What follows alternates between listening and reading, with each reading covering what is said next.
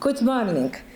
My name is Fotini Panaghi, and I shall be the Master of Ceremony for the opening part of the 13th Annual Scientific Conference of the Center of Applied Neuroscience. Before we begin the conference, we would like to inform you that photography, audio, and video will occur during the event. Professor Tassos Christofidis, Rector of the University of Cyprus, Professor Antonis Elinas, Dean of the Faculty of Social Sciences and Education of the University of Cyprus, Professor Fofi Konstantinidou, Director of the Center of Applied Neuroscience of the University of Cyprus, members of the Khan Faculty Board and the Khan Advisory Board, dear members of the Departmental Board and academic staff of the Department of Psychology, esteemed invited speaker from Cyprus and abroad, dear delegates, dear students, ladies and gentlemen, good morning. I trust I have not left everybody out. The Center of Applied Neuroscience of the University of Cyprus warmly welcomes you to the 13th Annual Scientific Conference entitled Contributions of Predictive Modeling and Artificial Intelligence to Applied Neuroscience. This conference takes place today with the collaboration of the Department of Psychology of the University of Cyprus. A warm welcome to our keynote and invited speakers from Cyprus and abroad. I'm delighted to see distinguished scientists from Cyprus and abroad, psychologists, neuroscientists, social scientists, as well as researchers and students from various disciplines present at this conference today. We thank the Department of Psychology for supporting this important conference. This annual scientific conference of the Center of Applied Neuroscience contributes to the mission of our research center, which for 13 years has been operating as a point of reference and networking for the scientific community of Cyprus.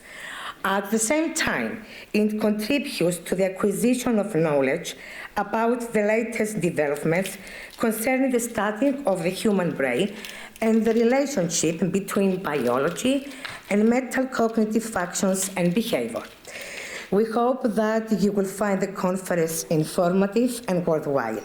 Without further ado, I kindly invite the Rector of the University of Cyprus, Professor Tassos Christofidis, for his welcoming address. Mr. Rector, the floor is yours.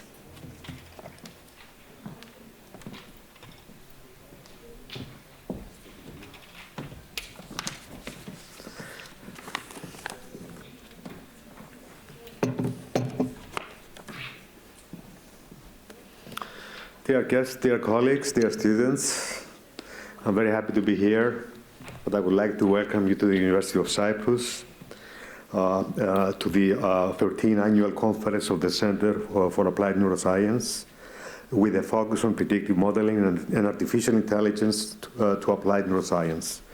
On this occasion, we also celebrate the 12th birthday of the center. Congratulations, Fofi. Happy birthday. CAN, the Center of Applied Neuroscience, is an approved research center by the government of Cyprus and the only independent research center in the Faculty of Social Sciences and Education. The mission of the center is to conduct basic and applied research and contribute to the development of new knowledge, methods, and technologies that advance science and benefit health, quality of life, and society. The center in the last decade has become a major player in neuroscience research, nationally and internationally. The recent pandemic and the global geopolitical events have increased our awareness on the value of research aiming to understand factors that affect human behavior, including psychological and brain health. These are central aspects in the research conducted at the center. The research teams at the center incorporate modern technologies and advanced computational and machine learning methodologies to achieve their objectives. Societal needs worldwide point to the fact that we need to collaborate across the globe to accelerate the development of methodologies that treat brain conditions affecting human functioning. The University of Cyprus is an active partner in several university networks, including UFE. UFE is the Young Universities for the Future of Europe an alliance of 10 universities funded by the European Union, aiming to closely collaborate with its partners for creating one of the first European universities, of course, tackling the multifaceted challenges the world faces. In this context, a twinning grant was acquired in 2023, which is coordinated by the Center in collaboration with one of the UFE partners, the University of Maastricht, for research on the post-COVID syndrome. The University of Cyprus takes advantage of its networks to build strong synergies for further accelerating in research and innovative endeavors. It is clear that the Center's research teams are committed in accomplishing their mission through the following 6 key activities, all of which help advance the mission of the university. These activities are training of new researchers and capacity building. Second, focusing on producing quality publications in top journals and presenting research work in international conferences. 3, serving on leadership positions of international organizations and participating as partners or coordinators in European Union-funded projects. 4, providing clinical training opportunities to students in applied clinical programs. 5, establishing and utilizing the physical and research infrastructure for high-level experimentation. And 6, connecting with the local community through outreach activities, educational workshops, collaborating with government agencies and NGOs. In fact, the researchers of the Center spearheaded the establishment of the Brain Injury Association of Cyprus as a primary advocacy organization for patients with brain injuries and their families. The establishment of research centers like CAN have created a significant momentum for the university and the society in general. We, as the university administrators, will continue to work closely with the center's director, the faculty, and the advisory board to ensure that the center can fulfill its vision and continue to expand its role and position within the neuroscience community nationally and internationally.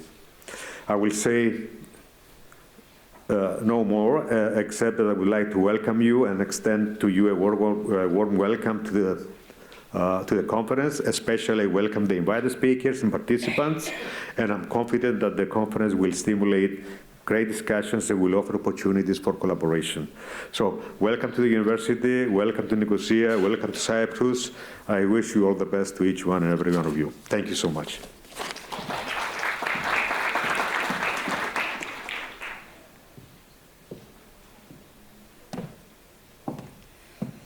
Thank you, Mr. Rector, Professor Christofidis, for your address and, of course, for your continuous support to our research center.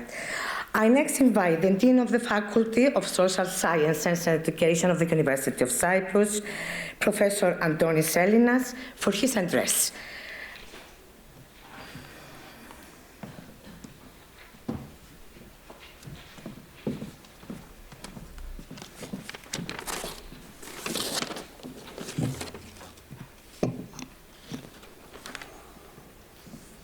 Dear guests, the School of Social Sciences and Education welcomes you to the 13th Annual Conference of the Center for Applied Neuroscience. The school is host to 2 out of 7,000 students of the University of Cyprus and to the Departments of Education, Social and Political Sciences, Law, and Psychology. The Center for Applied Neuroscience is the largest research center in the School of Social Sciences. Central to the center's mission is to conduct basic and applied research and contribute to the development of new knowledge, methods, and technologies that advance science and benefit health, quality of life, and, as the rector said, society at large. I have been following with great interest the center's development and successful growth since its creation in 2011. Clearly, the center has been serving as an umbrella for the development of interdisciplinary work in the neurosciences at the University of Cyprus and the country in general. Through its activities, the center has made significant contributions to the Department of Psychology and of course to the School of Social Sciences and Education. Foremost, the training of young researchers and the employment of postdoctoral researchers has strengthened the human resources of the Department of Psychology, and the established infrastructure of the center offers opportunities for cutting-edge experimentation for our students. This research-led teaching is something that we are truly proud of, and CAN is pretty central to this research-led teaching that the Department of Psychology excels at. The conference theme, Contributions of Predictive Modeling and Artificial Intelligence to Applied Neuroscience, is timely and requires multi-sectoral collaboration. It aligns with our school's mission and is testimony to the center's commitment to advance knowledge in order to address significant societal challenges. Indeed, the contribution to Cypriot society is a really important dimension of CAN's activities, and we are truly grateful to the bridge that the center has systematically built with societal actors. CAN faculty and researchers have a dynamic presence in the media, in non-governmental organizations, and advocacy groups. They regularly hold information talks and presentations open to the greater public with the purpose to educate Cypriot citizens on various high incidence conditions, improve public awareness, and empower the public. In fact, CAN teams in collaboration with faculty in our Department of Law have spearheaded the creation of the Brain Injury Association of Cyprus. The organization will utilize research from the brain injury projects at CAN to advocate for the rights of people with brain injuries. The Center for Applied Neuroscience is the only university unit which holds an annual conference open to the entire scientific community and free of charge since the first year of its operation. The 2023 conference marks the 12th year celebration of the center, as the rector has already mentioned, and this is the 13th scientific conference. Now, I know of many academic activities and initiatives which start but fizzle out after a few years. People move, people get tired, challenges arise, environments differ across time, often becoming more difficult. I'd say that most times it's easier to start something than to continue it over the years. And the commitment here of Professor Constantinidou and my colleagues who sit at the faculty board of CAN, it's really outstanding, and we're very glad that they are committed to the mission of CAN and remain committed over the years.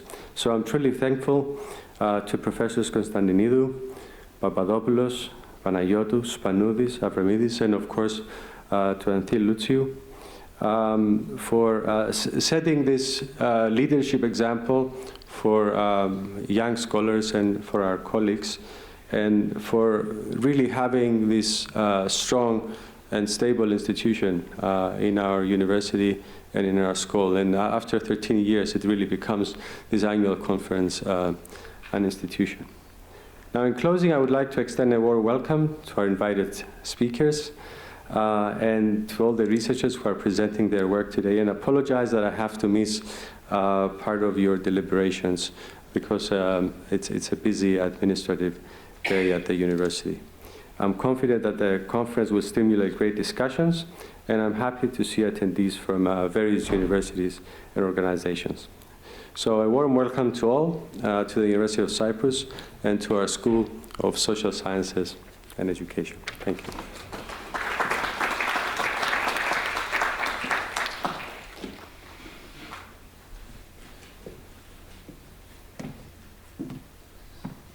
Thank you, Professor Antonis Elinas. Thank you also for your constant support.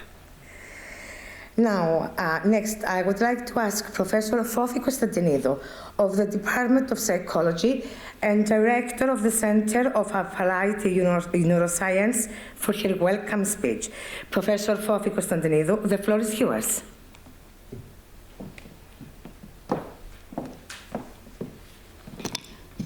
Good morning, everyone, and welcome. Professor Christofidis, Professor Elinas, distinguished guests, dear colleagues, dear students, ladies and gentlemen. Can you see me? I'm kind of short, so I don't know if you can see me. Let's see what I can do. Is this better? Can you see me better this way? Yeah? Okay. So good morning and welcome to the 13th annual conference of our center, of the Center for Applied Neuroscience at the University of Cyprus. We have more than 160 participants, which makes this conference one of our largest conferences ever. Our annual conference is an important communication and dissemination event which help us fulfill our vision. As the leading research center for the study of brain, mind, and human behavior in Cyprus, the Center for Applied Neuroscience, or CAN, aspires to be the flagship center for neuroscience research and collaboration in the greater geographical region. Our theme this year, Contributions of Predictive Modeling and Artificial Intelligence to Applied Neuroscience, is of course contemporary and of global interest. It's a very hot topic this week. AI in general is a very hot topic this week at our university. There are a number of different activities that are happening this week relevant to AI. Our research teams at CAN are committed to research excellence. And as members of an applied research center, we need to ensure that our research translates and contributes into solving real-world problems within the larger domain of behavior and neuroscience. Advances in computational methodologies have allowed us to integrate multimodal data sets and partner with other disciplines in order to characterize and manage complex conditions, and that's our aim. We investigate language, cognition, behavior, and affect in healthy individuals across the lifespan and in individuals who may have difficulties in these areas due to developmental, psychological, and acquired brain conditions. These conditions cause significant burden to the healthcare, educational, welfare, and social systems, and to families, both in Cyprus and internationally. And in fact, the WHO estimates that about 2.4 billion people, that is 32% of the Earth's population, have health conditions that result in limitations in functioning and that will require some form of rehabilitation. Mental and cognitive health is an integral part of rehabilitation. The use of predictive models can be used to help diagnose and also develop targeted therapies that's contributing to precision medicine. Another word for that would be personalized medicine, or what I would call precision rehabilitation. We partner with NGOs, advocacy groups, and patient organizations. Through our research activities, we have provided free assessments to thousands of children, teenagers, younger and older adults. Patients in Cyprus benefit directly because they participate in our clinical studies. And in fact, we feel a significant gap in the health and educational system through our research projects.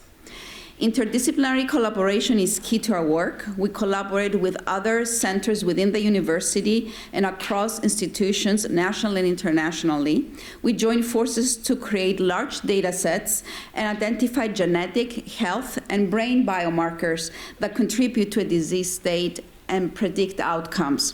We are proud because CAN has been an attractive professional home to early and mid-career researchers. Research and scientific training of our scientists is a key objective of our center. And specifically, since our establishment in 2011, we have employed more than 80 graduate, doctoral, and postdoctoral researchers. Our summer internship program is becoming increasingly popular and has trained more than 40 undergraduate and graduate students from Cyprus in the past 4 years. Our commitment to capacity building has a spreading effect. Our former graduates and postdoctoral researchers are now holding research and faculty positions at universities in Cyprus and abroad, and others enrich the private and public sectors in Cyprus. And in fact, one of our invited speakers this year, Dr. Christoforou, was a postdoctoral fellow during the earlier stages of his career. Since our creation, we have participated in more than 20 research projects with a budget exceeding 18 million euros, 14 of which have been serving as coordinators. New projects and proposals are always on the way, and because external funding is the primary source of income and allows for the development of new research and treatment methodologies that can create societal and scientific impact. In closing, in the past 12 years, our teams at CAN have generated new knowledge and technologies that can be used to improve health and quality of life. The question is, how can we transfer this technology from our labs into daily life to solve real-world problems? What are the facilitators and barriers to knowledge translation? How can we expedite this process? The implementation of advanced computational methodologies and AI could offer some solutions into accelerating the process and also into making research products more user-friendly.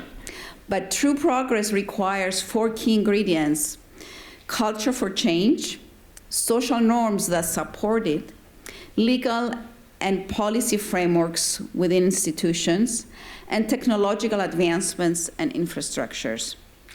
So to our university administrators, to our rector, to our dean, our ability to take our research products into the market is aligned with our university's mission to make a positive impact into society.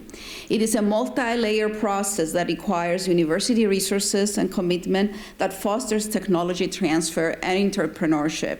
We would like our university to support and incubate startups that aim to translate neuroscience research into practical applications and products.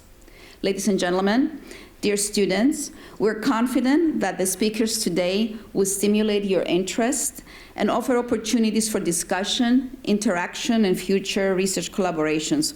We are honored that Professor George Spyrou from SING, Dr. Christoforos Christoforou from St. John's, Dr. Michalis Nicolaou from the Cyprus Institute, and Dr. Jana Ottenbacher from Open University have enthusiastically accepted our invitation to be with us today. I would like to congratulate the many researchers presenting their work during our symposia, data blitz, and poster sessions. And I would like to pause a moment here to thank those who helped organize this conference, because it is true a team effort. My appreciation to my colleagues and members of the faculty board, Professors Georgia Panayiotou, Timothy Papadopoulos, and Marios Avramidis, and George Spanoudis for their contributions in this year's conference preparations and planning. We are thankful to our poster and abstract evaluation committee, postdoctoral fellows, Drs. Eva Petemeridou and Bothini Vaiuli, and our doctoral students, Tonia Fleri Artemi and Evgenia Kouki. A heartfelt thanks to Eleni Michail. I don't know if she's here. She's here. So Eleni, thank you for the organization, dedication, and support.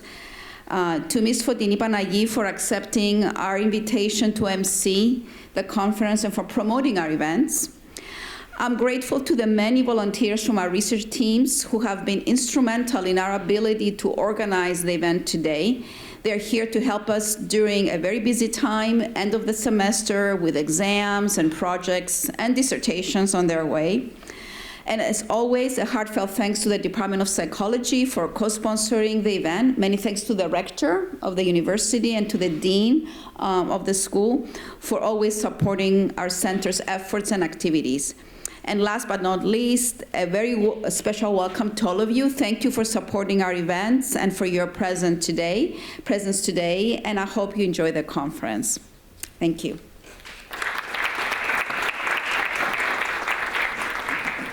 I'm reminded here to direct you to your folder where there is some important information. On the program, we have a QR code where you can actually see the booklet analytically. We're trying to become, as much as we can, environmentally friendly, and this was one of our efforts to reduce paper printing. And also there's some other important information in the folder that for you to take a look at and about upcoming events of our center. Okay, Fotini.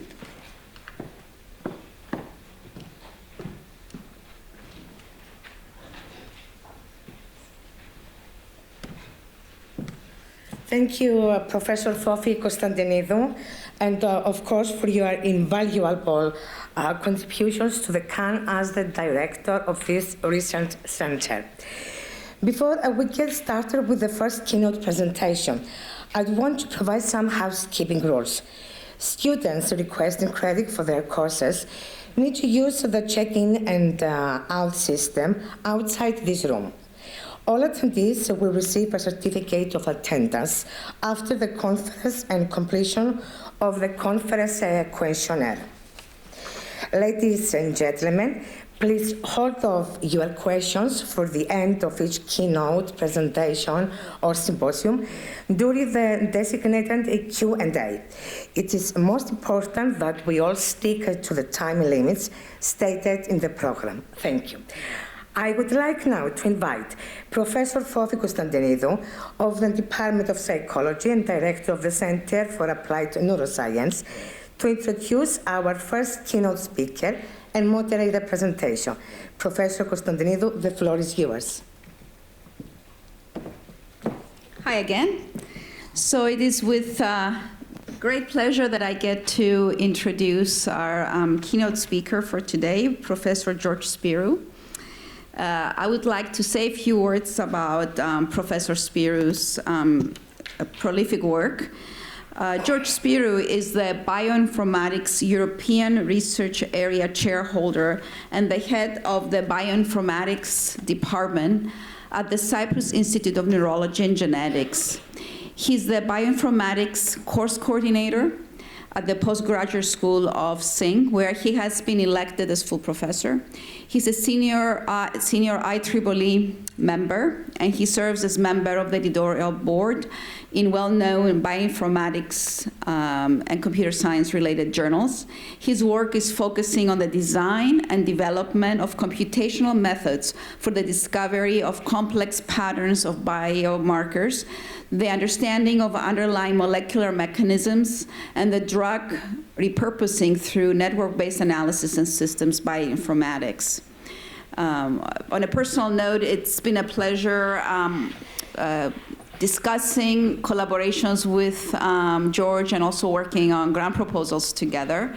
Certainly, his presence in Cyprus in the last few years has been extremely valuable as he brings a whole new dimension to research in our country. So, Professor Spyrou, you will have about 45 minutes for your presentation. At about 5 minutes, before the end, I'm instructed to show you this, to cue you. And then we'll have some time for Q&A. Thank you.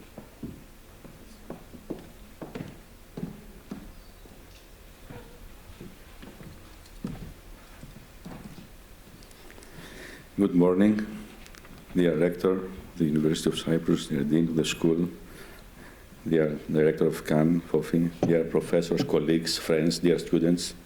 I'm very glad to be here with you. Thank you, Fofi, for the kind invitation and the introduction. I will try to share with you a trend, networks and bioinformatics in the fight against neurodegeneration and all this rise of network medicine, as we will see. We all know that neurodegenerative diseases affect millions of people worldwide. Some of them, they are serious and life-threatening. We can recognize diseases like Alzheimer's, Parkinson's, Huntington's, dementia, and many other serious diseases. In a recent paper in Cell Journal, there are recognized some hallmarks related to neurodegeneration, including neuronal cell death, pathological protein aggregation, altered energy homeostasis, inflammation, aberrant proteostasis, and some others. And we recognize by numbers that Alzheimer's is the most commonly prevalent neurodegenerative disorder. However, we know also that there are several modifiable risk factors for dementia that could adjust the way Alzheimer's could be severe or not during the life of the patient. Some striking facts are that we are going to have many more people affected by dementia, at least extrapolating to till 2050. And we see that there is not only a global economical burden, but also there are various misunderstandings about dementia and Alzheimer's. For example, 1 in 4 people think there is nothing we can do to prevent dementia. Almost 62% of healthcare professionals worldwide wrongly think that dementia is part of normal aging, and many more. We recognize in Europe that there is a prevalence of Alzheimer's and dementia, especially in the ages of early 70s, of around 3.3%, and the late 70s goes to 8% and goes upper and upper. And also we recognize differences between male and female in dementia. In Cyprus, we see and we expect that we are going to have almost tripling the current prevalence number till 2050, and seems Cyprus that exceeds the broader European trend. There is a problem also here, and we need to find ways to fight all this. Let's talk about data going back to the roots of the measurements. So, in the molecular level, we see that we have various data types at the genome level, at the proteome level, at the structural level, because genomes and proteins have structures, they are molecules, they interact with each other. So they generate circuits of interactions, networks of interactions, and then stacks of information from the various omics that they build profiles. And these profiles, they are enriched more by signaling data, electrophysiological data, imaging data from MRI, positron emission tomography, microscopy, ultrasounds, etc. And also, we can incorporate also data coming from questionnaires, either taken through physical examination or automatically through eye tracking systems. And we have electronic patient records, some of them unstructured, some other structured, or both. We need to incorporate this data, clinical, imaging, signaling, data from questionnaires, molecular data, all of them we need to explore and exploit them in order to build profiles. But even then, we need to remember that we have time-dependent measurements and tissue-dependent or space-dependent measurements. So now we have omics that are time-dependent, they are tissue-dependent, we have new resolution, new single-cell omics, and even more, we have environment, ecosystem, and the so-called exposome. So the external factors that interact with our internal factors, so we have network-to-network interactions to define what is finally going to happen. We understood that reading is very different compared to understanding. There is complexity that is much more than the reading of the human genome that happened in 2000, that we celebrated, but we didn't understand what is this genome that we read. And we understand that all this data that they come together, they can be described as big data. IBM described big data with 4 V's, and now with a 5th one. V for volume, V for velocity, V for variety, V for veracity, and now V for value. We understand the V for volume. We are talking about extra large data sets that they are problematic not for our minds, but for our computers. Velocity. We are producing much more than what we understand. So there is a so-called buffering effect. We are storing what we cannot understand now and interpret in order to analyze it later and later. So we have information that gets stored and sometimes never is exploited and investigated again. We have inhomogeneities, heterogeneities in the data, uncertainties in the data, and now we have also a very good part of the market that they represent. So this is the V for value that IBM says as the fifth V for big data, focusing on the medical bioinformatics, the animal bioinformatics, and the agricultural bioinformatics sector. We have the data.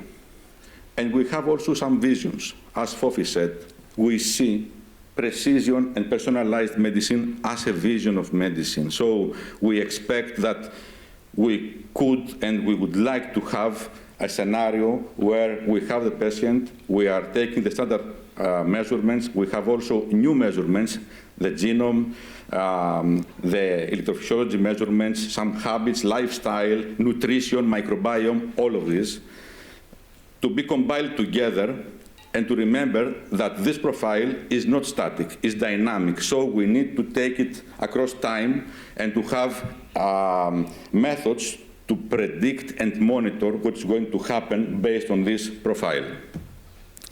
Also, from the informatics side of the story, we have other visions.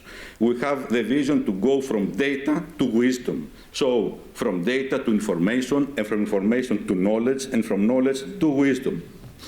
We are exploiting methods, many computational methods. We are dealing with supercomputers, mobile phones, workstations, clusters of computers, cloud computing, in order to try to solve these problems.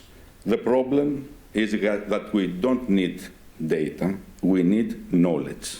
We need a way to pass from data to knowledge in order to be able to decide. And if we have the data, all of this wealth of data, unfortunately, we need to find a way to reduce them, to find the best descriptors to describe the profile of the patient of the disease, and to be able to reconstruct again this profile based on this data. So bioinformatics has a place in this roadmap. It tries to combine fields, biology, medicine, computer science, maths, physics, chemistry, many more, engineering.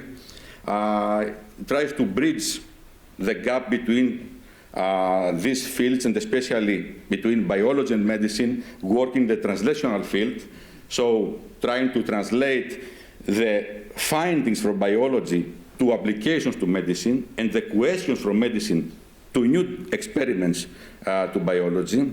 And important enough, bioinformatics, it's not only a data science, it's not data analytics. It generates new questions because it gives potential to ask new things.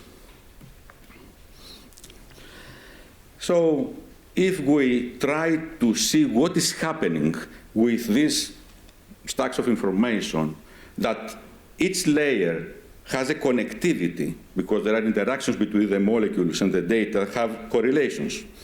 And also we have correlations between the layers of this building, then it seems that we need a nonlinear elevator, or more than one, to go across this building of information and to understand what is happening.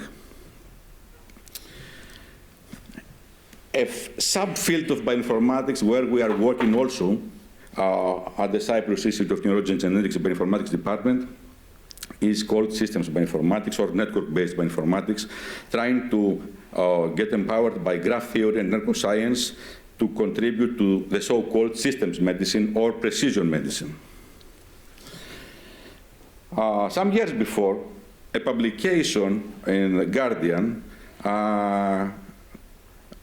was this one: what links Alzheimer's disease with the bridges of Königsberg and Twitter? It's a little bit strange publication. Actually, Königsberg, or Kaliningrad now, is situated somewhere here, near Poland, and it has an island that we can reach this island through 7 bridges. And while crossing and recrossing these bridges countless number of times during their Sunday afternoon walks, the citizens of Königsberg, they had a question. Was it possible to devise a route through the city that involves crossing all the 7 bridges once and only once? It seems that this puzzling question was very frequently asked, and finally, the mayor of the region asked from a famous mathematician, Euler, to give an answer. Euler answered saying that it is a little bit arrogant and not very kind to ask him this kind of questions, saying that this type of solution bears little relationship to mathematics. However, even if finding the problem trivial, he was still intrigued by it. And finally, talking to a colleague, Euler said that this question is so banal, but seemed to me worthy of attention that geometry, nor algebra, nor even the art of counting was sufficient to solve it. And then he studied the geometry of position like some other mathematicians were studying at that era.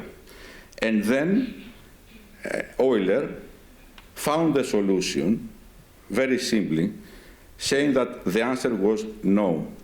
We cannot cross all the bridges only once and return to your starting point because we have more than 2 nodes that have links that have odd number of links. So in order to pass without passing again, you need an entrance and an exit.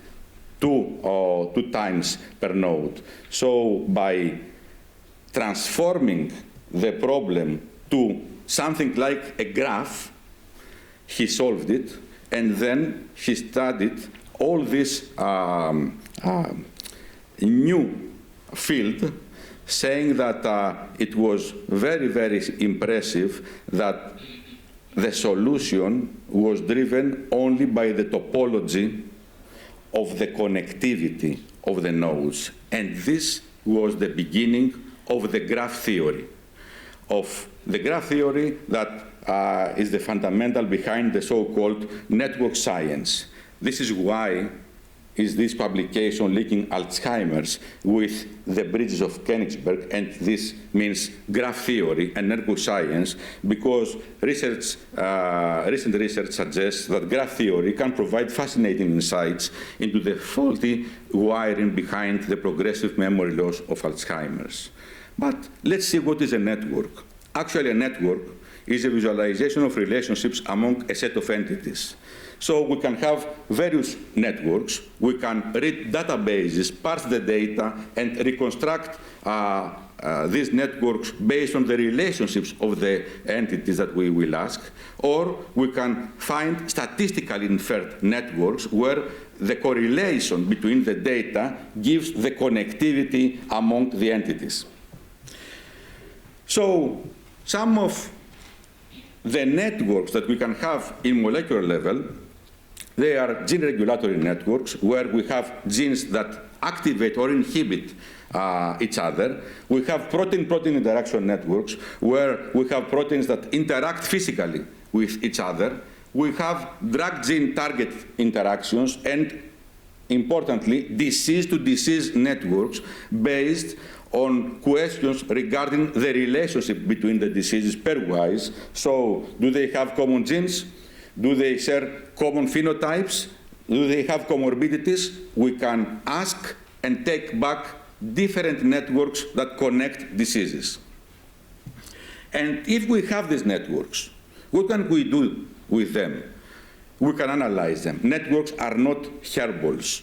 They are not visual things. They have properties. So we can analyze them by finding the hubs, the nodes that are multi-connected, the bottlenecks, the nodes that connect modules between the networks. We can measure the path length that separates nodes of significance.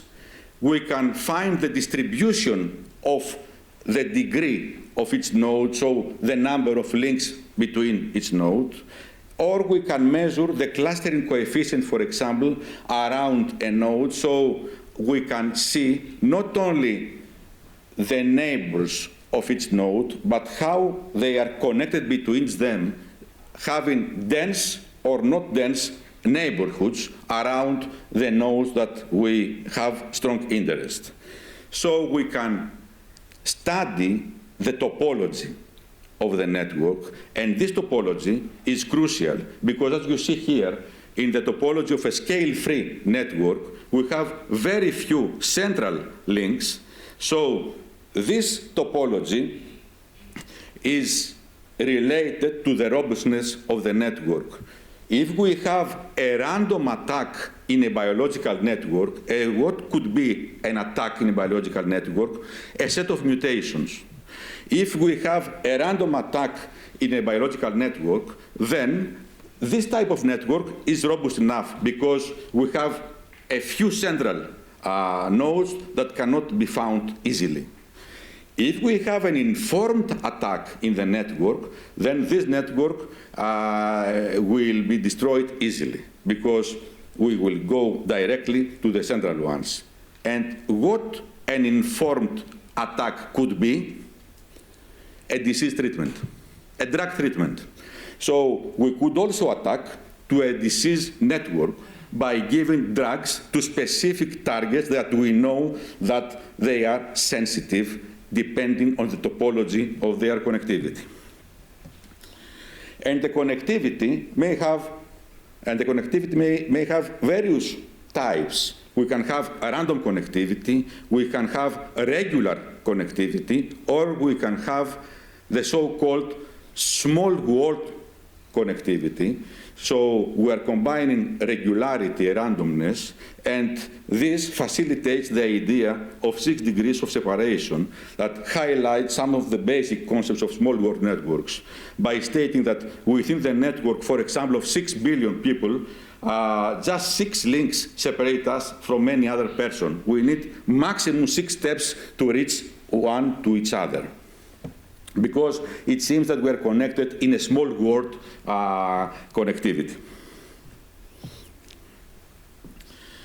So we understand that these small world architectures, that they are found in great frequency in molecular level and social level and other levels of measurements, they are very important, and we can study and we can see that in Alzheimer's disease brains, there is a tendency to move towards a more random architecture, whereas in mild cognitive impairment, we might have, let's say, small world connectivity. So there are changes in the connectivity of the networks based on the status of the disease that we are studying.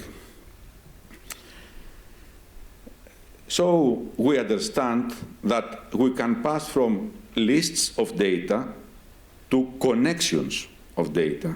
We can transform the objects that we see in a connectivity manner. We can see molecules as a network. We can see knowledge as a network. Brain and neurons, of course, as a network. Genes as a network. Even social data, you understand very well that they can be considered as a network.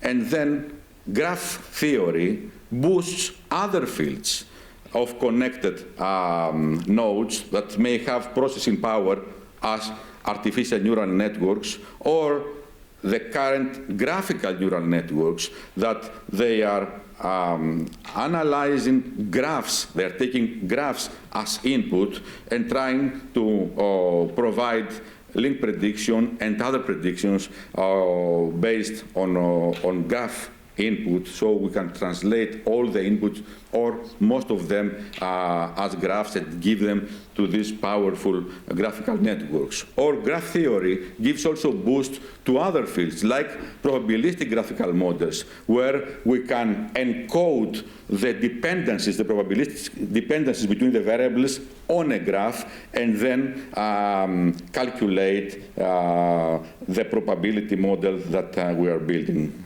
So we see that there is cascading from graph theory to neural nets, graph neural nets, probabilistic graphical models, and many others, because they study connections.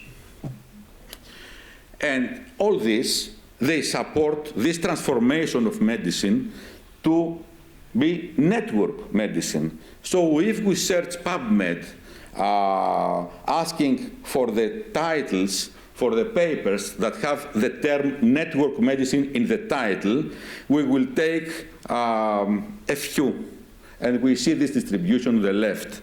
If we increase, let's say, the range, and we ask about finding the network medicine term in title and abstract, we are receiving even more, and even more if we take the opportunity to search full text. Whereas we see that network biology started even before, from 2003.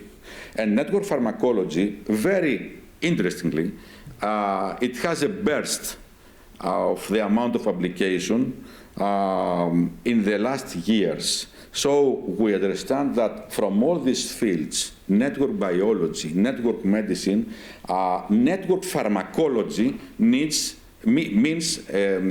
that it exploits more the capability and the capacity of the networks in order to provide clues for new candidate drugs.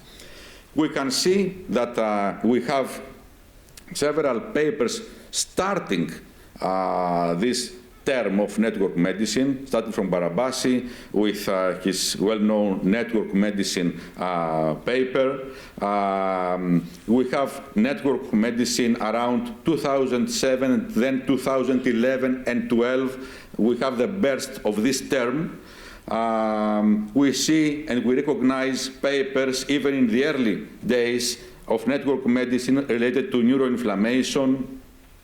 We see titles related to systems pharmacology, systems proteomics. We recognize papers that are related to more complex phenotypes nowadays in 2023. And we see, for example, that we have dementia-related and other neurodegeneration-related network medicine papers that try to incorporate all these concepts of graph theory to provide solutions or to help in this precision medicine vision. At that paper, Barabasi in the 2011 stated a few things, saying that a disease phenotype is rarely a consequence of an abnormality in a single effector gene product, but reflects various pathobiological processes that interact in a complex network. We don't play with single entities. We recognize connections between them, and we try to find complex patterns of biomarkers in order to try to be more effective.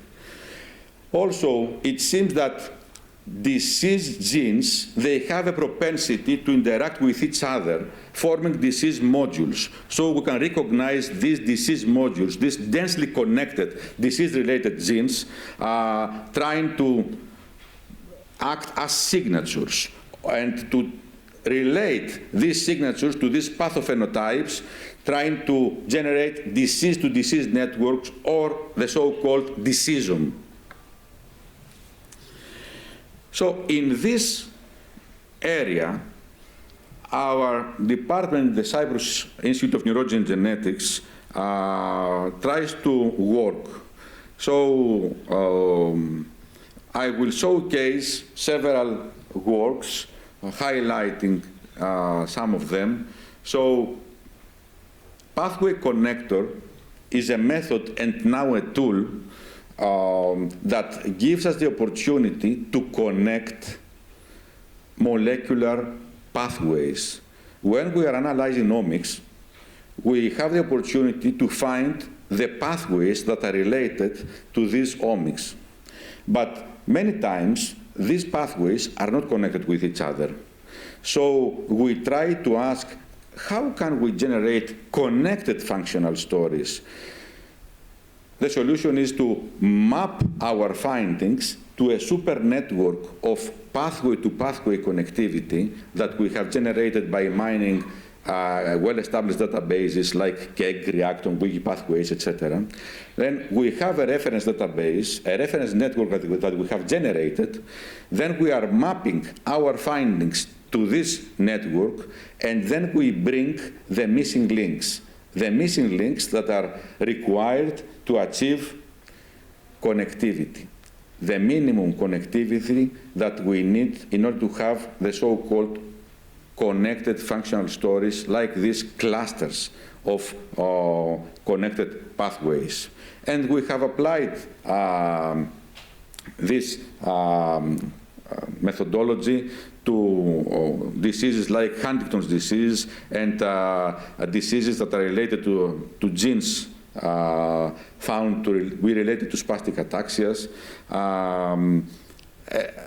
trying not only to generate connected pathways, but also to incorporate many types of data coming from various levels in order to try to bring together genes, pathways, known drugs, known variants around the disease, and from there we have devised a methodology that incorporates all of them in a synthetic gene-to-gene network in order to have a new network based on gene-to-gene interactions, that these interactions are not physical, they are synthetic. They have incorporated the a priori knowledge about the disease. So we have a network that has nodal information and edge information. And this network can be analyzed through the metrics that I described before, talking about graph theory, in order to find the most significant genes based on the a priori knowledge that we have related to this disease.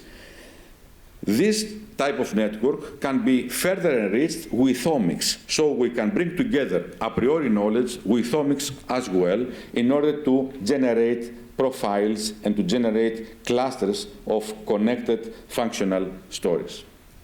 Another effort in the same direction, on the community discovery. How can we find the best or a good enough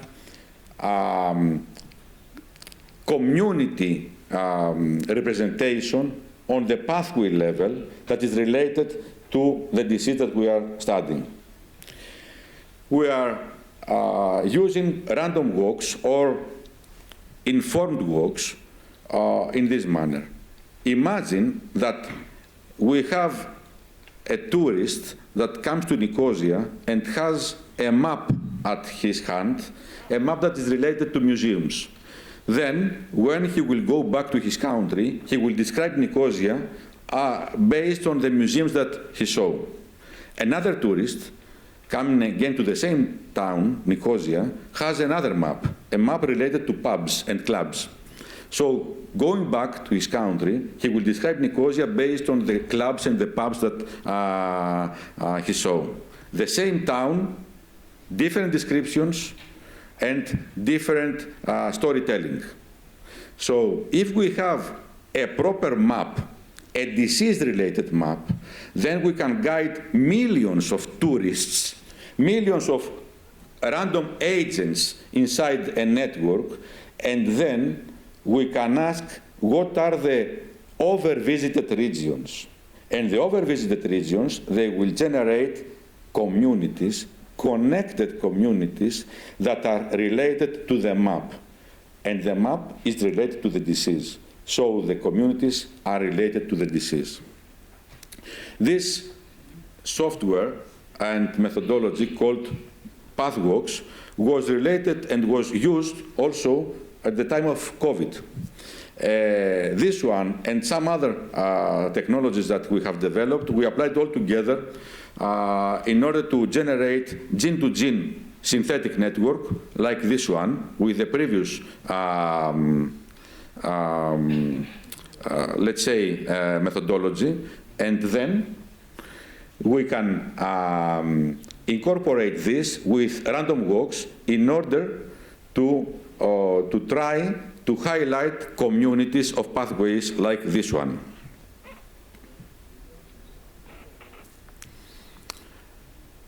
In another line of thought, if our hypothesis is correct and network representation is quite good in representing the disease state, then if we have the opportunity to describe different networks for different progression stages of the disease, then we can have networks and differentiation of networks across the disease. Then, if we can highlight and find the differentially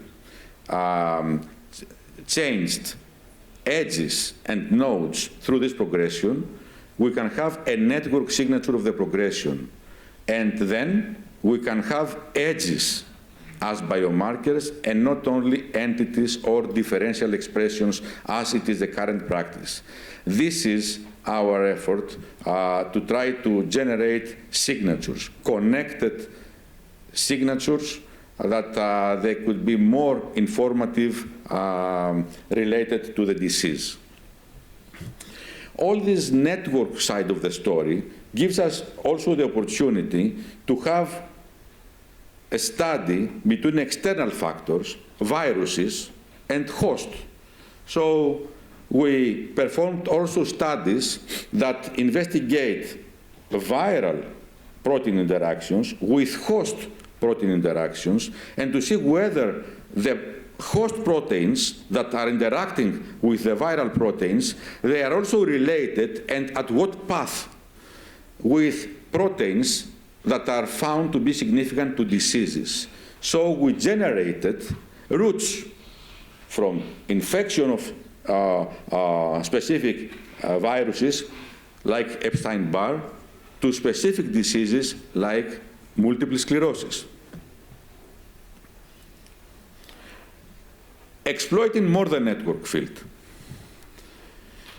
If we have at hand several candidate drugs that could be tested against a disease, and these drugs could be initially repurposed by the classical computational repurposing scheme where, you know, when we try to computationally repurpose drugs, the main hypothesis and philosophy is to have the transcription profile of the disease and then to find drugs that their profile, it is anti-correlated to the disease profile. So by finding drugs that reverse the disease profile, we have an initial short list of candidates as drugs, as repurposed drugs. And then what? Then again it is tricky, because we don't have the opportunity to experimentate to more than 5 drugs each time. So we need to shortlist. And then we need to bring extra filters and extra strategies to give penalties or credits to these drugs. And a network-based methodology that we devised gives extra credits to drugs that are structurally related to drugs that are already tested in phase 1, phase 2, or phase 3 in clinical trials, and also they give penalties to drugs that are similar to the already failed ones. So we try to have a network-based score to re-rank the drugs that we are highlighting initially. And finally, I will say a few words for our last publication, that it is called List2Net, and it is a simple idea and now a tool trying to connect lists of data from various levels and from various layers in order to be able to combine together these lists and generate association or correlation networks between them and build multi-layer profiles, multi-layer data like this one coming from genes, from phenotypes, from metabolites, etc. And in this case study that we applied to see least to net power, we collected all the data that are available around multiple sclerosis. So we had data related to genes, to metabolites, to proteins, etc., and data to related to phenotypes. And then we created a network, a disease-to-disease network. So we try to find what are the diseases that are quite common with multiple sclerosis based on molecular findings, and what are the diseases that are quite common based on the phenotype. And we see that we have different networks. So the molecular signature gives different network from the phenotypic signature. And then we can start thinking, what is the route of transforming the molecular signature to the phenotypic signature? So what are the missing links? What is the road from genotype, from molecular type to phenotype, and to understand more what is happening within? So this type of studies and many more that I have left behind, they are our main focus of effort in the SYNC Bioinformatics department that holds and hosts the Bioinformatics European Research Area Chair. Now we are a permanent department at the Cyprus Institute of Virology and Genetics. We have common themes and common interests with many of you. We always see collaboration, and as Fofi said, we try to collaborate and to collaborate with CAN and to submit common proposals. We will be glad to investigate more. We can offer this multi-omics, multi-source integration of data, the discovery of complex patterns of biomarkers, the capability to provide insights regarding the underlying molecular mechanisms based on multi-omics measurements, and to suggest candidate repurposed drugs.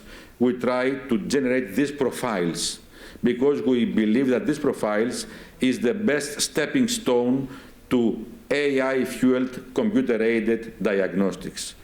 If we have the vision to have a computer-aided diagnosis, then we need to be able to describe as much as we can the disease or the patient with all the available information.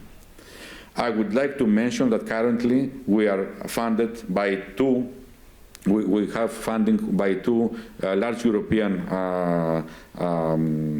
projects, ELMAMI, where we are leading the package of data integration and multi-source data integration in order to find biomarkers, candidate repurposed drugs, and mechanisms related to progression from monoclonal gammopathies to smoldering myeloma and then to multiple myeloma. So the tricky here thing is to work and to capture the progression.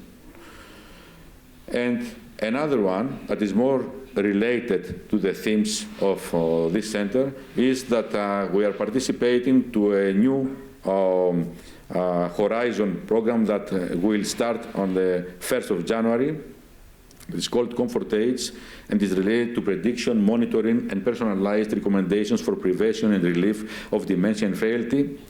We are going to analyze locally, a local cohort here at the Cyprus Institute of Virology and Genetics, and also as Bioinformatics, we will participate to the whole consortium to analyze data, to build predictive models, and to participate in the whole analysis of the data. All this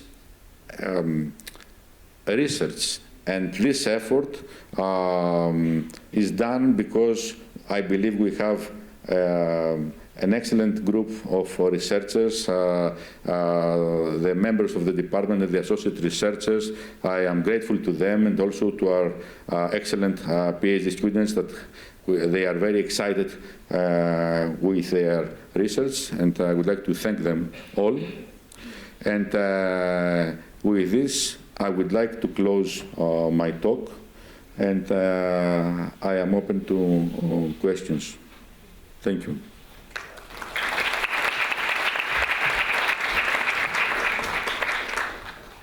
So we do have 10 minutes for questions, so thank you. Questions from you? So you mentioned graphical neural networks as one of the ways to analyze. Oh, sorry. Yes. I think it's That's okay. All right. So you mentioned graphical neural networks as a way to analyze graphs. Did you apply them to the proteomics networks or the other type of networks, or you're just doing the statistics of those networks in your analysis? Not yet. We are not applying yet graphical neural networks, but we are ready for them. This is why I mentioned the connectivity between the graph theory and the network science with as an inspiring theory to the new graphical neural network. So by having all this knowledge on graphs and networks on the biology level, we are ready to describe the objects as graphs and then utilize these graphical neural networks with main questions focusing on attention networks and link prediction, especially for repurposed drugs. We have played a little bit, but it's not a current and trend that we can discuss it now.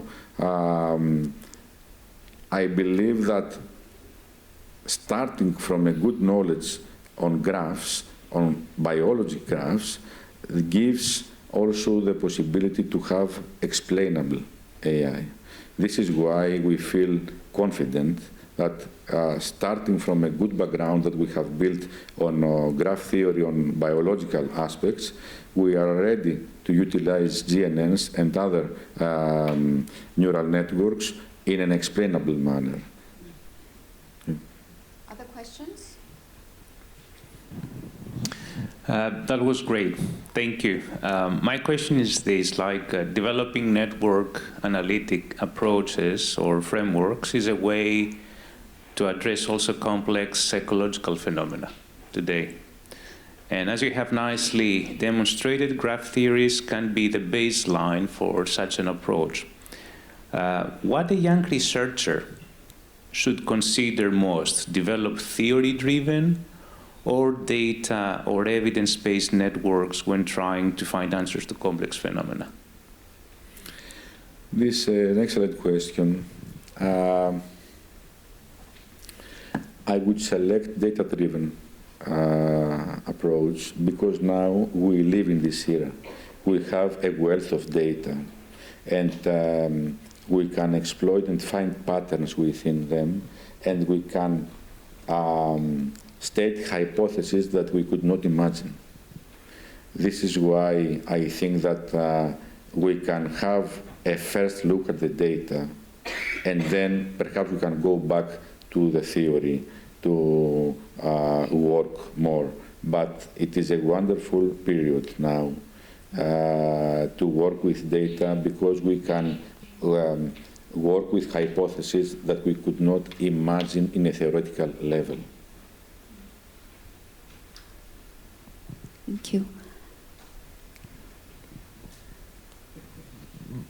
Congratulations for your excellent presentation, very stimulating. My question is more general one, referring to cross-cutting creativity and innovation. For at least the last 10 years, there is a big gap question in innovation, both business and public sector innovation, concerning non-linearities, exponential phenomena, asymmetries, fatal events, and the like. Nassim Taleb coined this black swan theory. I don't know if you are aware of, heard of this theory and books, but there is a dilemma now that we are living in we have linear thinking in a non-linear world. This was the title of a Harvard Business Review article about 11 years ago. And I think this is very much true today. And the question is, are we using traditional static tools and linear business models and monoparametric, not polymerametric approaches, traditional approaches, single dimensional approaches to tackle a non-linear world. Now, this gap that exists, I think, my feeling is that your excellent presentation identifies an answer, bridging this gap that we have linear thinking in a non-linear world. I would like to have your opinion on this. Thank you. Thank you very much for these questions. Very to the point. Networks are not linear. Network approaches are not linear approaches. So this way they give the opportunity to study easily non-linear phenomena. And also we can incorporate other measurements related to entropy calculation, related to mutual information calculation, and other information theory calculations in non-linear ways to go deeper to understanding what is the topology, even in the local region that we are studying or in the global network. So we have tools, and I believe that we should go in a non-linear manner to solve a problem. If you're asking, yes, but the question is linearly posed, and we are going to solve it in a non-linear manner, I don't know. We need to revisit also our questions. I'm sure for this. We need to revisit, revise them, and also inject these new potentials to ask not more, but differently also. This is why we are very excited with this part of the computational applications and this field, because you know, you may have the methods and not the field. You may have the field and not the methods. Now we have both. So if we cannot solve problems, it seems that we are the problem. Thank you. Yeah. Okay, I think we're almost finished, but since I hold the mic, I do want to ask you something. In terms of Alzheimer's, you know, the difficulty in identifying, generating drugs that interfere with the disease, do you think then it's our inability to interfere with a primary network of the damages of the process that damages the network, so we haven't been able to interfere with that yet from a drug perspective, or are we approaching the problem too simplistically? I don't know, just your thoughts. Yes, I think that we're approaching the problem linearly. For example, why to go for one drug against one disease or one target? Now there are trends to utilize cocktails of drugs, combination of drugs, to try to target at the same time various targets that are in concert under a pathway or more than one pathways that are related to the disease. So we need to think in a nonlinear way to target immediately at the same time many targets, and of course to see the counterbalance and the counter acts, because sometimes we try to activate or inhibit a gene and with the same drug to have a negative feedback to something that was healthy and now it is not, based on our treatment. It is a complex phenomenon. And I think that if we manage, let's say, to find a drug that covers a good percentage of efficacy, it would be a success. Also, I would like to say that it seems that there is a decrease in the drug discovery nowadays, because it seems that we have covered the space, the structural space of drugs. And we need to focus on the existing structures and to see this repurposing, how we can work repurposing, not individually, but in combination, in order to find more optimal and efficient drug treatments. Plus the modifiable factors that can help prevent the disease, I guess. Okay. Yes, of course. This exposome, for example, that I described is very crucial, because you give a drug in an isolated environment, and then this may not work in a real environment. We have also these external factors as well. Yeah. Thank you. Thank you very much. Okay. Thank you.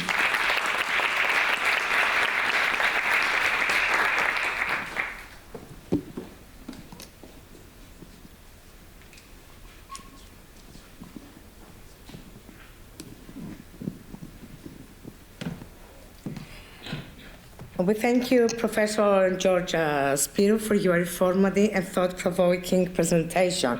Professor Fofi Konstantinidou, we sincerely appreciate your invaluable contribution and as moderator to our conference.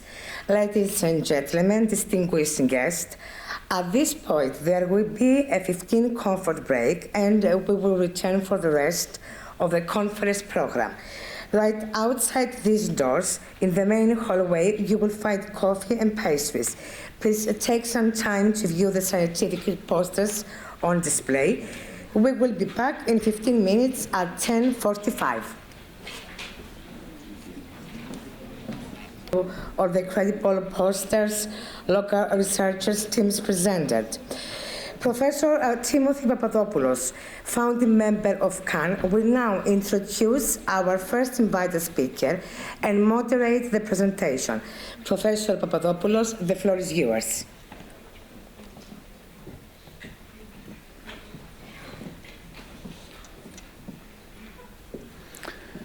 Good morning, everyone. It is an honor and splendid pleasure to introduce Dr. Christoforou, a great collaborator and a good friend for as many years as CAN has existed. Dr. Christoforou is an associate professor at the Division of Computer Science, Mathematics, and Sciences of St. John's University in New York, USA. He also serves as the program director of the Masters in Computer Science program at the same university and leads the Neurointelligence Innovation Lab. As Professor Konstantinidou mentioned in her introductory speech, I remember Dr. Christoforou spending almost 5 years as a postdoctoral researcher at the center. It was, as I was writing in his recommendation letters for him a few years ago, when he applied for a job in US, he was one of the best young colleagues I had the pleasure of working closely with during the past then 18 years. Today, I take pride in his continued success and his career's fantastic path.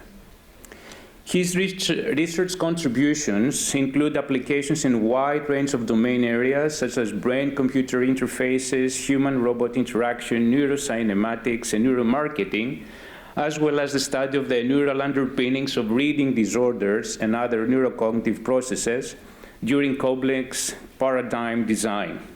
He's therefore a key researcher in our international team, maintaining a close collaboration with the Learning Disabilities Group of the Center for Applied Neuroscience. He will present today on the advances in machine learning and AI models that help extract information from neural signals, particularly EEG, during complex and dynamic tasks. He will demonstrate how those models open new opportunities for studying the neural underpinning of cognitive processes, as I mentioned, and particularly with complex reading tasks, namely serial, rapid automatized naming, phoneme elision, or spoonerism. Finally, he will discuss opportunities and applications of the neural congruency framework that we have developed in more general neuroscience research studies and neurotechnology development. Christoforos, thank you.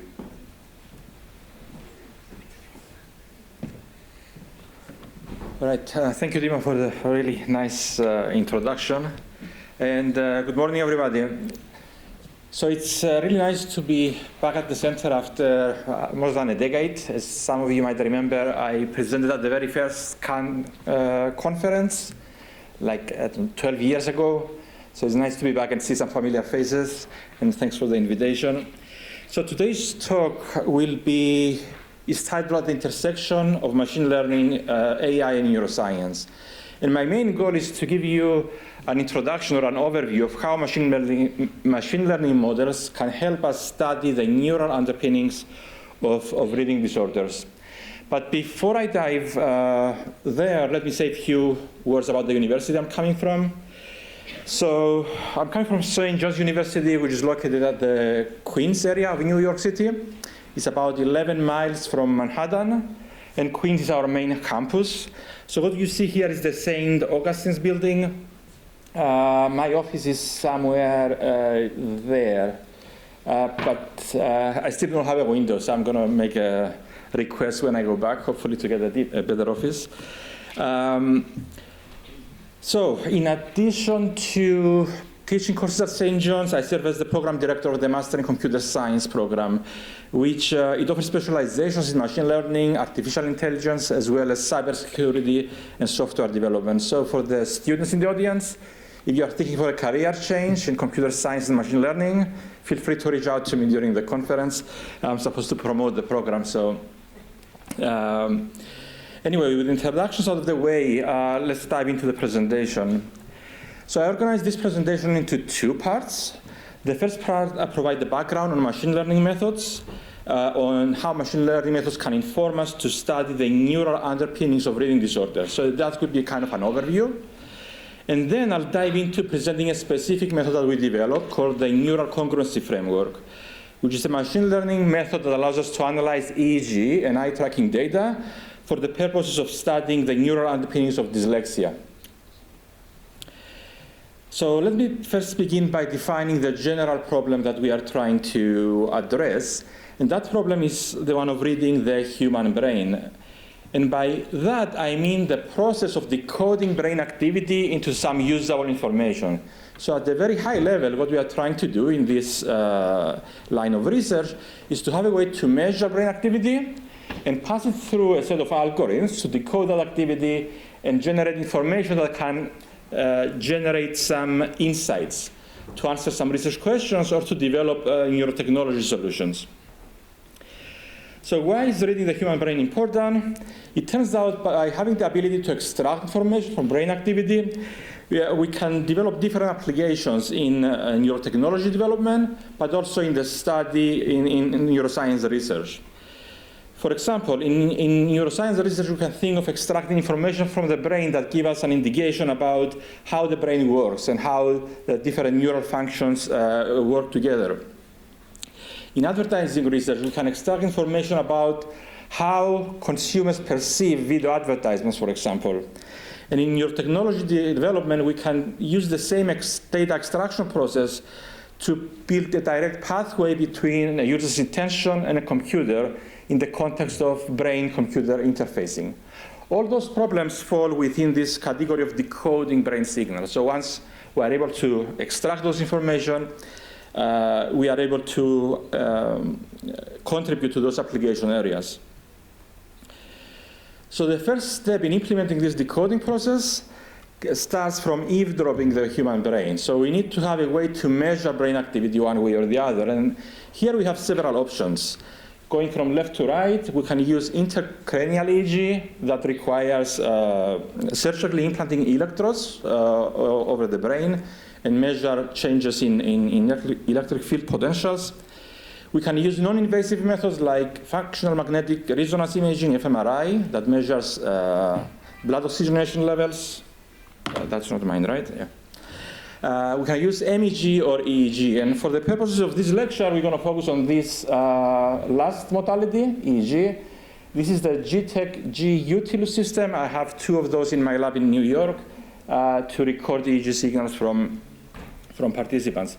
So what EEG does, it measures changes in voltage potential from around the scalp. So as you engage, as a participant engages into different thoughts, neurons in the brain fire, and the firing neurons modulate these EEG signals.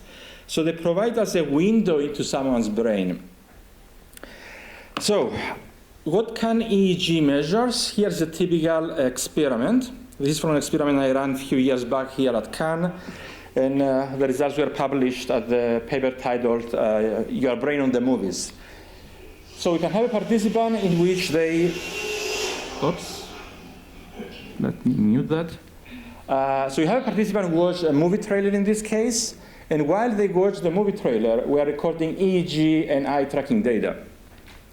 So what EEG captures is for each sensor over the cap there of EEG, we have a time series. So we have, for each sensor here, we have a signal that is a time series of the changes in voltage potential over time. So with X sub t, we measure a bunch of numbers that corresponds to the strength of the signal at a particular moment in time. And we represent that as a vector of D numbers, where D is the number of sensors. But typically, we are not interested on instantaneous changes in the brain, but rather over a window of time. And for that, we generate epochs.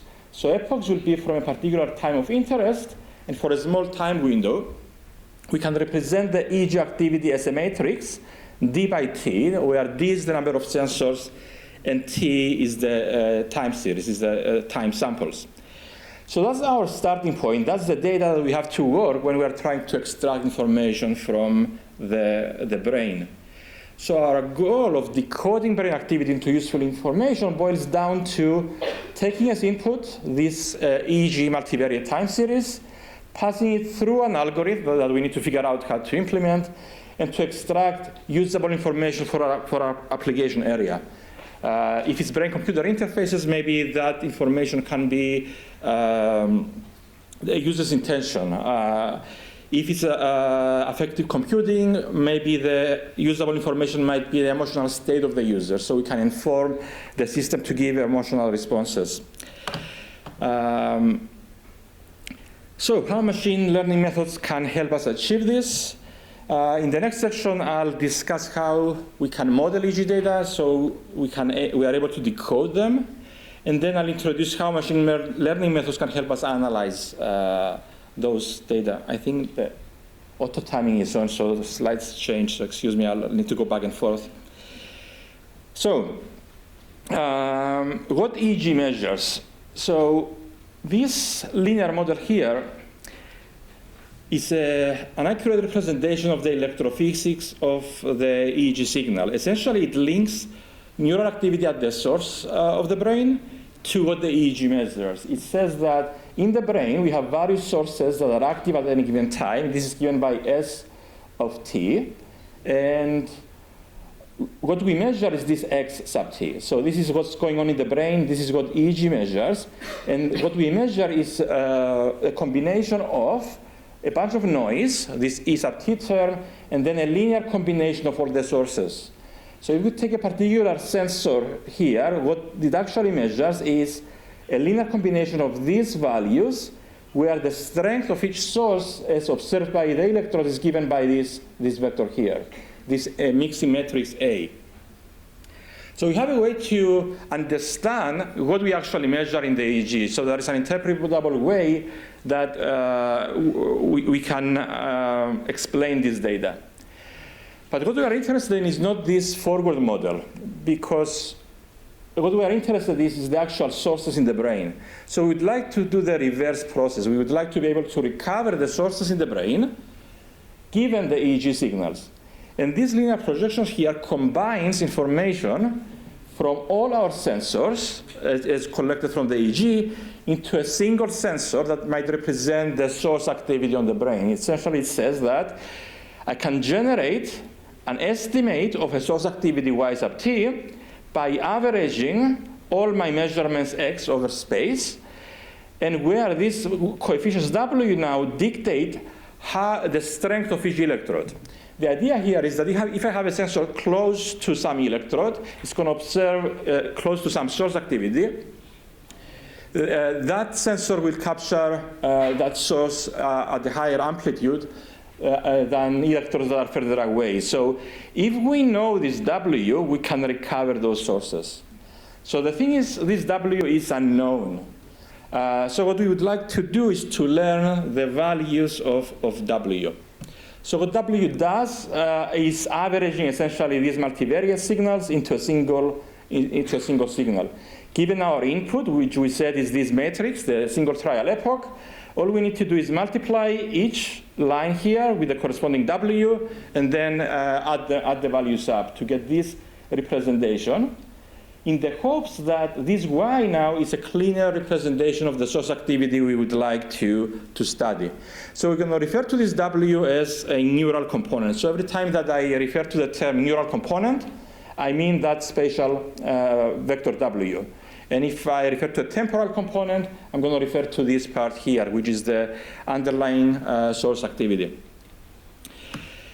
So our goal now is to identify and isolate neural components during reading tasks. So if you are trying to understand reading disorders, what we would like to do is to measure the reading activity of participants while they engage into reading tasks, and to be able to extract these neural components.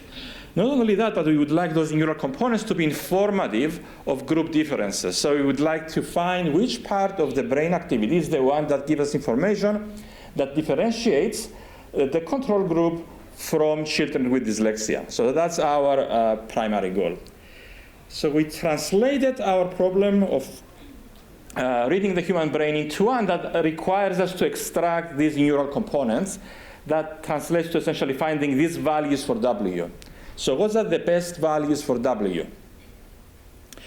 And this is a parameter estimation problem.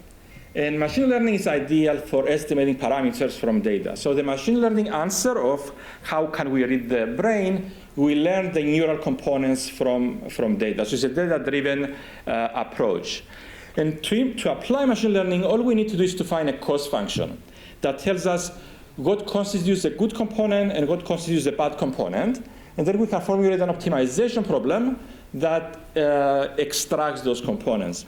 So for example, in the area of brain-computer interfaces, several such criteria have been proposed. If we are interested to extract neural components that come, let's say, from different sources in the brain, we can formulate an independent component analysis optimization problem. If we are interested to find neural components that have high variance, like in the case of ocular artifacts, we can apply principal component analysis. If we are interested to find components that differentiate between two conditions in terms of their amplitude, like ERP kind of features, we can apply either linear discriminant analysis or bilinear discriminant analysis, and so on. So as long as we have a way to characterize what constitutes a good component, we can formulate an optimization problem in machine learning that allows us to find this W, and by extension to find the corresponding neural components of interest. So that's in brief how we approach how we use machine learning in the case of decoding the brain signal. We specify the characteristics of the neural activity we'd like to extract, and then machine learning is able to find the corresponding source activity by optimizing those criteria. So now let me move to the second part of the application, that I'm going to introduce this new technique we developed called neural congruency framework that tries to find an informative criterion that is applicable to the study of reading disorders. So in our approach, we claim that the criterion to optimize in order to isolate brain activity must be the congruency in neural activations among participants.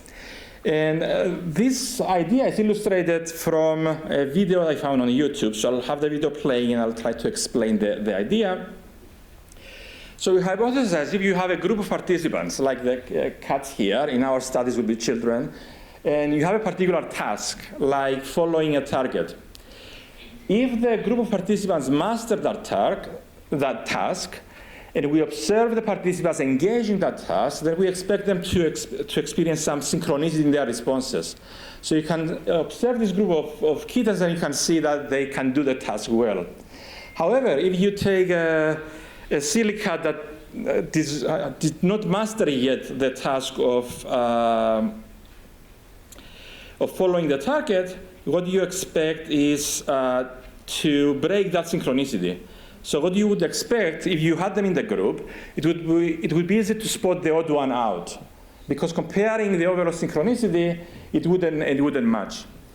So the idea by extension now, we say that cognitive processes in the brain have the same synchronicity. If you have a group of children, let's say, in a control group, and you measure their brain activity, over time, if you observe them together, they're going to experience this synchronicity. However, if you have a child with reading disorders or dyslexia, and you compare it to that group or have it engage into that activity simultaneously, then you'll be able to easily spot them.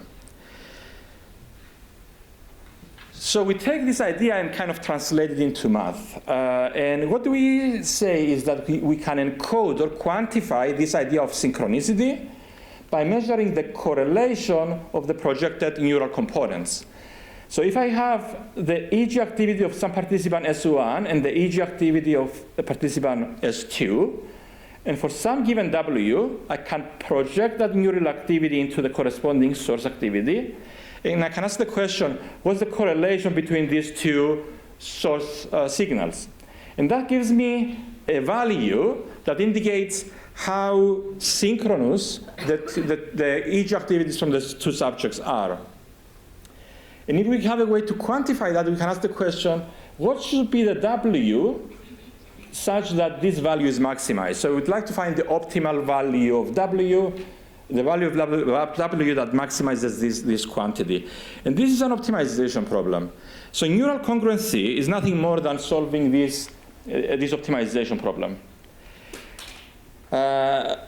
So we take these intuitive ideas now and we formulate them into some mathematical formula. Essentially, I'm not going to go over all the math here, so don't worry. The term here measures the average correlation among every pair of subjects. So this quantity here is proportional to the correlation between every pair of subjects in that group for a given neural component W. And we are asked to find the W that maximizes this quantity. Not only that, but we are enforcing some regularization in the optimization problem in the sense that we are forcing the values of W that correspond to sensors that are nearby physically to have values that are close together. So we are enforcing some smoothness in the values of W. So this is a optimization with constraints. And we can easily solve that. We can formulate the Lagrangian, take the partial derivative with respect to W, set it to 0, and we arrive to an analytic solution. The bottom line is that we can solve that easily, all right? And we can type these formulas on a computer.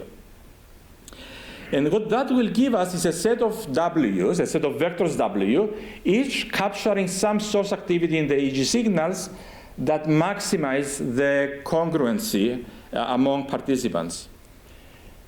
So from the previous step, we can get a bunch of these W's, W hats, so we can have multiple sources in the brain that are potentially interesting in studying the reading disorders. So what we can do now, if we have the EEG signals of a new participant, let's call it S, we can ask the question, how synchronous is the activity of this new participant, which we don't know whether they have dyslexia or not, to the group?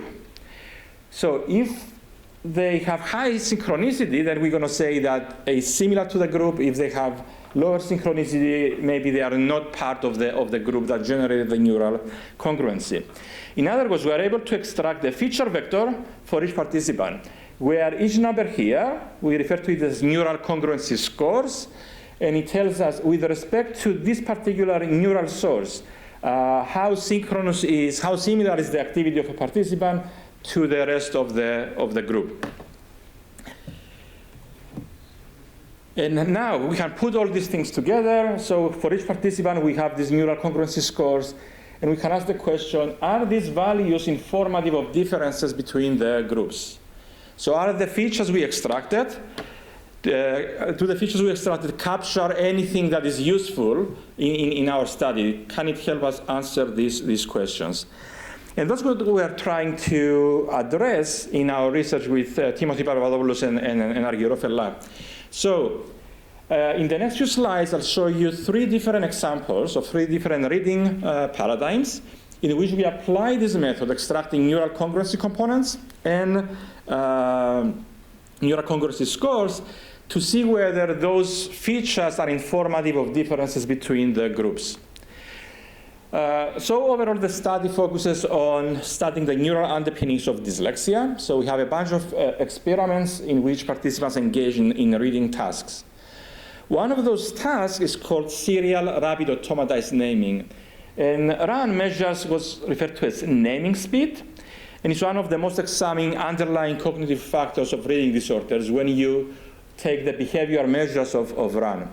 So what participants need to do in RAN, they observe a matrix of letters like this, and they need to read from top to bottom, left to right, as fast and as accurate as possible.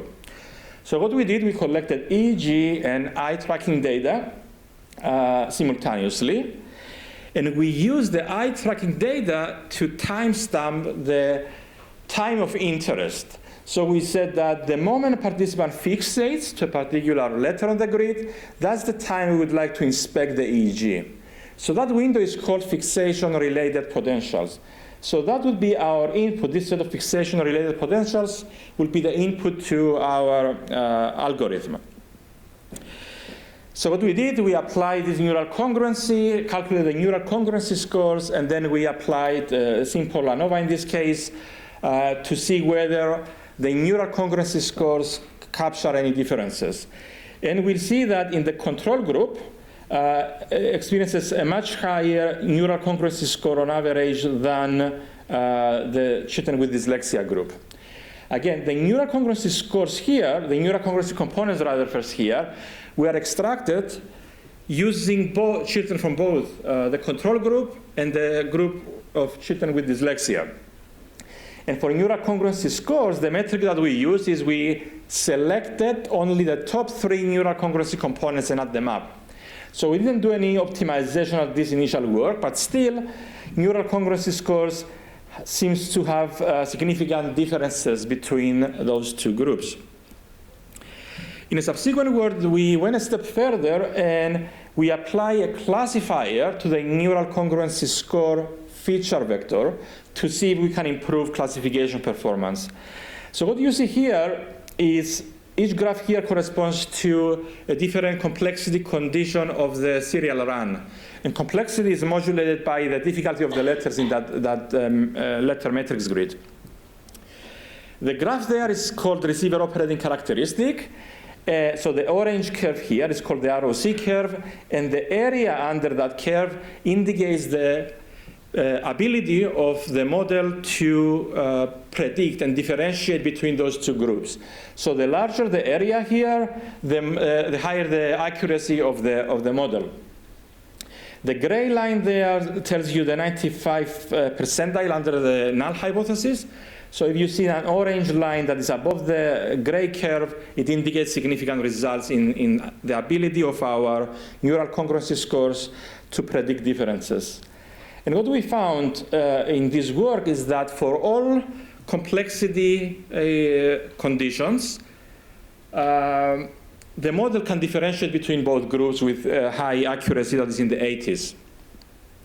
And not only that, but children in the control group experience higher synchronicity compared to the children with dyslexia. So this was our first indication that neural congruency scores indeed carry information that relate to RAN and are useful to study dyslexia in children.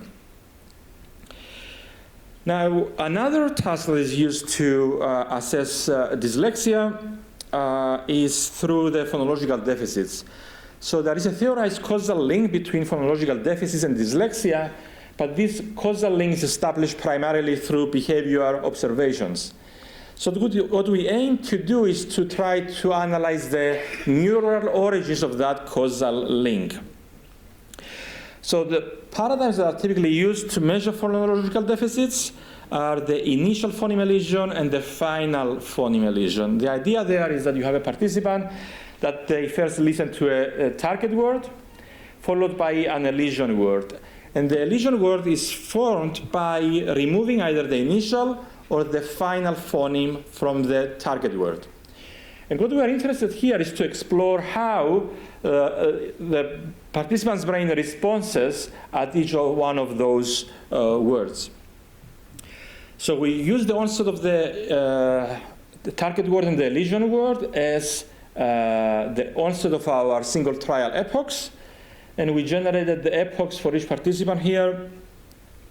And we apply again the neural congruency scores. Now the neural congruency components were calculated only from a subset of the control group. And we further, to calculate the neural congruency scores, we applied an additional classification step using a logistic regression classifier. So in this model, we saw that when we apply our model in the initial phoneme elision task, again, we achieve about 79% accuracy in differentiating between the groups. And again, we have the case where the control group experiences higher synchronicity than the children with dyslexia. So the same pattern holds when we apply our method for the final phoneme elision test, again obtaining accuracy around 79%. And even though the colors change here, still the control group now is in orange, the children with dyslexia is in blue. So the control group experiences higher synchronicity levels with respect to the neural congruency components. In the journal version of this work, we took this a step further and we asked the question whether neural activations or neural components that are elicited during the initial phoneme elision test propagate to the final phoneme elision task and vice versa. So what we did is we generated the neural congruency components using the initial phoneme elision, and we applied the neural congruency scores on both paradigms. And from what you can see here, when we apply the left top figure, when we apply the neural congruency scores to the initial phoneme elision, we obtain high accuracy. So we train on the initial phoneme elision and we applied on the initial phoneme elision with accuracy around 86% or something like this. And the same holds true for the final phoneme elision test. So we extracted components in the final phoneme elision and we investigated whether the strength of them in the final phoneme elision. However, if we do the cross thing, so if we extract components from the initial phoneme elision and we apply them to the final phoneme elision test, we still get high and significant accuracy. And this suggests that components that are engaged in the initial phoneme elision are also present and informative in the final phoneme elision test. However, components that are extracted only from the final phoneme elision test do not carry sufficient information in the initial phoneme elision test. So we discussed the importance of these findings with respect to phonological loop theory and Bradley's theory of something, I don't remember. Huh? Working memory, all right. So, all right. So that's the second paradigm in which we see that neural congruency components and neural congruency scores carry information relevant to a reading task and can help us study these disorders. So the final test that we applied our method is called the Spoonerism test, and it's another test that measures phonological processing, and it's used in the diagnosis of reading disorders. So this is a kind of challenging task, even for adults to perform. And the idea here is the participants listen to 2 pairs of words. So here, let's say the example would be Milo and Fidi. And then they listen to a second pair of words where the initial phoneme of this in these words is flipped. So you can see that the third word here is formed by taking the first phoneme of the second word and the second phoneme from the first word. Similarly here, the MIDI, it takes the first phoneme from the first word and the second phoneme from the second word.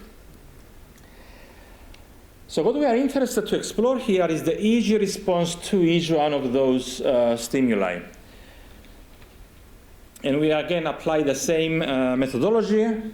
We use the onset of the 4 words as different stimuli to generate the epochs, and we apply neural congruency analysis on this data.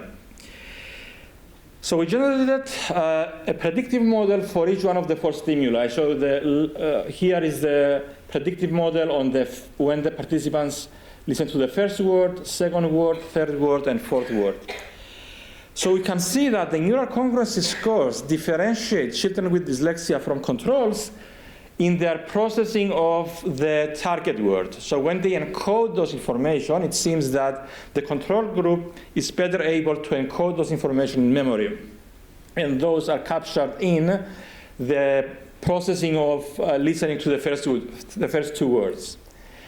Then when the response words are processed, we see that when the first word is processed, both children with dyslexia and controls have similar neural responses.